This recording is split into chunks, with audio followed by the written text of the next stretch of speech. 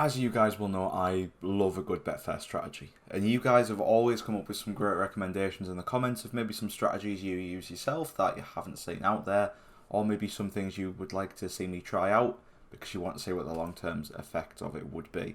Now, if I can find the comment, I'll put it on the screen, but this is a comment that I saw quite a lot keep propping up, and you guys were all interacting with it just as much as I was, and you guys seem to really like the concept of this comment and strategy, and the strategy itself seems to be well tested, well thought out, and it's one I wanted to give a go to as well. So we're going to go into it today. I haven't got many examples of it. I've tested it for about 6 or 7 games, I believe, but it was a very strict entry criteria for the strategy, which I'm not against, because that normally means that there's going to be a fairly high success rate. So I'd much rather have one way I'm only going to get 1 game a day, but it's going to be a 90% success rate, rather than having 70 games a day where it's a 5% success rate. So I'm quite happy to work with this. If you like Betfair strategies and you've got some yourself that you want me to try out, or you've got some different, maybe even modifications to this one that you do, let me know down in the comments and I'll be sure to give it a read. But hopefully you'll enjoy this one. Hit the like button, subscribe button if you're new as well. We do Betfair trading videos on here quite a bit, and we also integrate it with different ways of making money online. So hopefully you'll enjoy sticking around on the channel. But without further ado, let's get into the strategy. So this strategy is essentially a over 2.5 goal strategy. That's a set and forget. It's not a full set and forget. You can't just do this at any point throughout the day. You're going to need to do your match selection, and then you're going to need to wait for that match to then start and become around about 20 minutes in before you can enter the trade. But as soon as you've entered the trade, you can just leave it to run and hope for the best. But let's get into what this strategy actually entails. So all this strategy does is you are looking for a match where there is a high expectancy of goals. You're looking for a match where there is expected to be over 2.5 goals by a clear margin. You're then wanting that game to essentially start off really slow paced, stay at 0-0 so that the odds drop enough for some profit. Now this strategy recommends that you get into that over 2.5 goal market at around about odds of 1.8. Then all you do is leave it and see when the market or when the match goes to over 2.5 goals. So let's get into how you select these matches. So we're going to come over here to Betfair and load up the football section. Of course I've loaded it up wrong, but we'll load up the football section. You're going to go for over 2.5 goal market, and you're going to go to the games that haven't yet happened, of course. Then what you're going to look for is the over 2.5 goal market here, I should say, and you're looking for back odds between 1.4 and 1.7. So you can see here, this one wouldn't work, this one here would, so we're going to get that one loaded up. This one here as well would just about work, and then they're the only two that so far work for this day. You might think to yourself, great, there's a good amount of selections already there, ready to go. That is not the end of the selection process yet. So we're going to go to the over 2.5 goals for both these. You can see both would be roughly the same. In fact, this one here, I don't know why I've selected this one, it wouldn't fit it. It needs to be between 1.4 and 1.7. So we've just got this one, and we've only just about got this one here as well. It's still very close to being out of the market. So we only have one selection for tomorrow that would have enough liability for us to be able to trade. But then once you've found a match that fits the odds criteria, you then need to do the very rough bit of research behind that and make sure that both these teams do actually score enough goals. Now, when I was looking at the comments for this strategy, you guys mainly wanted it to be both teams averaging 2.8 goals scored a game. Now, I think that one kind of, it is really handy because you know you're getting two really attacking teams and there should be goals, but I think it should really be focused on not just the goals scored but goals conceded, because you might get a team that scores 6-7 goals a game play against a team that never scores but concedes a boatload, and then you're missing out on that opportunity there as well. Now if you come over here to footy stats, this is one of the easiest sites to use, but unfortunately there is limits to how much you can do with a free account. But luckily there's other sites you can use out there that will provide the same amount of information. It's just a bit easy to find on this one. So we're going to go to tomorrow because this is when this game starts. It's Sweden women versus Switzerland women. So we've got this here, Sweden women, Switzerland women. So we're going to open up the stats here, and you can see that on average for these two teams, there's been an average of 4 goals a match so far. Now, there's only been 9 matches played here and 11 matches played there, but you can also see over here the goals for and the goals for both of them. So if you want to work this out yourself, you can work out how many goals they've scored in there, how many goals they've scored there.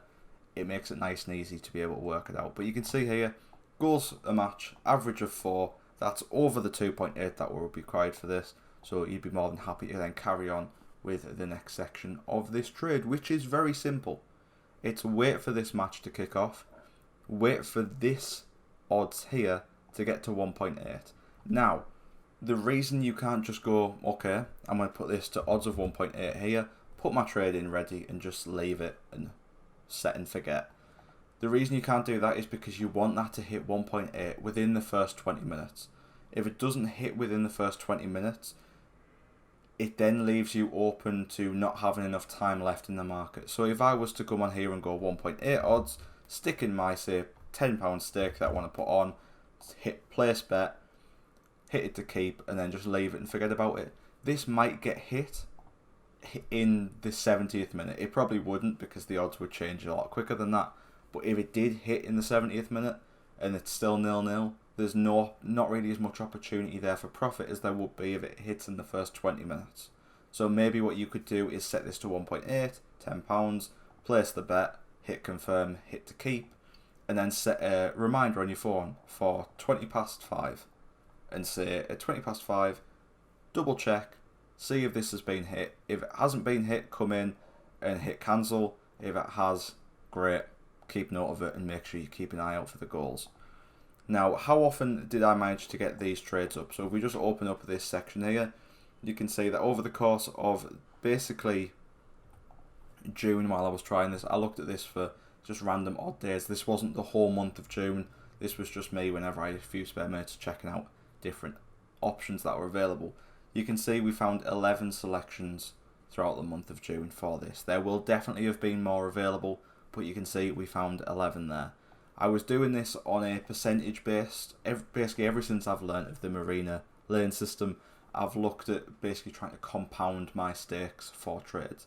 Now if you want to learn more about compound Betfair trading, be sure to stick out for next week's video, which is all going to be about how you can compound your stakes, compound your trades, and be able to really increase your winnings when you find a winning strategy a lot faster than before. And I've got some great examples next week on how it compares with either just doing flat stakes and doing compound stakes, and how both of them have their advantages and disadvantages. So it's definitely one sticking around for. But you can see here we would have done these starting off with a bankroll of £100, and we'd be doing this as a 10% stake of our bankroll. So you can see the first one, we would have, the starting odds were 1.57, and there was an average of 3 goals a game. £10, it did get hit. There was about 7 or 8 different games that I had also put into this table that were ready to go, but a goal came in the first 20 minutes. Now if a goal comes in the first 20 minutes, you just disregard it. You wouldn't have got matched, so you just forget that game existed and move on to the next.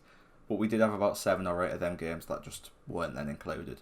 But all these games here got hit at that 1.8 odds. So you can see 1.57 went up to 1.8 within them first 20 minutes. We then did have the goals come in by the end of the game, and we got that £7.84 profit, which was a nice 8% return. So that put our bankroll to £107.84, which meant then our stake went up to £10.78. The second game was 1.54 odds. It went up to 1.8 and got hit.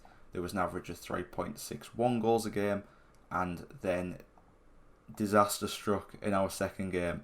Now, one beautiful thing about this is every single one of these games, if I just get these up over here, every single one of these games, I know I've just gone very dark there for a second, but they've all had 2 goals in at least. So if we look here, you can see the Finland-Norway game here from the 10th of June, which is when this was set. It finished 2-0.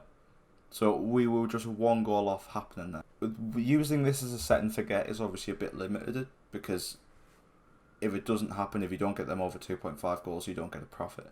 But if you wanted to use this strategy to just trade out eventually, maybe after the first goal comes or the second goal comes, and not worry about hitting them 3 and just getting a different exit point, you could definitely do that. Because as you saw there, Finland, Norway finished 2-0. There would have definitely been opportunities for profit there. If we open up Derry City versus Drogheda, and we get the 17th of June over here, again, you can see 1-1. There was 2 goals there. There will have been ample opportunity for profit throughout that game. Even just in the 33rd minute, quick cash out after the first goal, you've got yourself a profit. Then if we look at this last game here as well, on the 30th of June, would you look at that? 2-0. So again, every single one of these matches, I know there's only 11, so it's not that great of a bundle of proof or bundle of matches to look at and data to look at in a data collection sense, but for every single one of these matches, there was a minimum of 2 goals.